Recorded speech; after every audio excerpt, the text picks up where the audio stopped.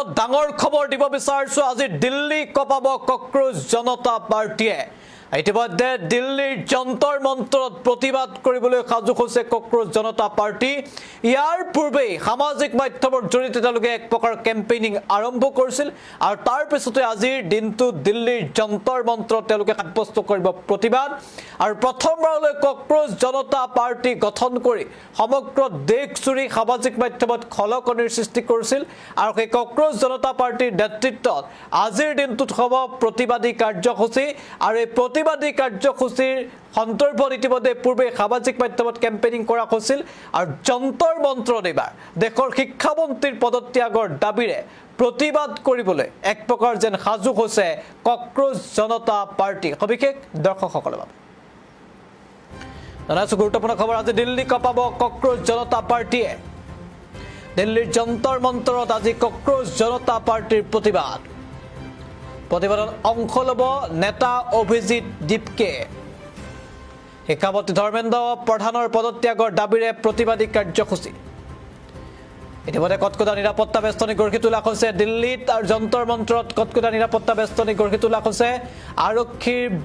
বিশাল barricade দেখিবলৈ পোৱা গৈছে যন্তৰ মন্ত্ৰত আৰু যন্তৰ মন্ত্ৰত যি প্ৰতিবাদ কক্ৰোচ জনতা পাৰ্টিৰ হ'বলৈ গৈ আছে আৰু সেই প্ৰতিবাদৰ প্ৰাকখনৰ এইদৰে কটকটা নিৰাপত্তা বেষ্টনী গঢ়ি তোলা হৈছে নতুন দিল্লীত ইতিমধ্যে প্ৰতিবাদ কৰাৰ কথা পূৰ্বে সামাজিক মাধ্যমৰ জৰিয়তে ঘোষণা কৰাৰ পাছতে এটা তৎপৰ হৈ পৰিছে আৰক্ষী প্ৰশাসন ইতিমধ্যে আমি দেখুৱাইছো বিশাল বেৰিকেড দেখিবলৈ পোৱা গৈছে এই মুহূৰ্তত কক্ৰোচ জনতা পাৰ্টিৰ নেতা অভিজিৎ দীপকে দিল্লীত উপস্থিত হ'ব আৰু দিল্লীত উপস্থিত হোৱাৰ তথ্য ইতিমধ্যে সামাজিক মাধ্যমত তেওঁলোকে নিজেই শ্বেয়াৰ কৰিছে আৰু তাৰ পিছতে যন্তৰ মন্ত্ৰত প্ৰতিবাদৰ কথা সামাজিক মাধ্যমৰ জৰিয়তে ঘোষণা কৰিছে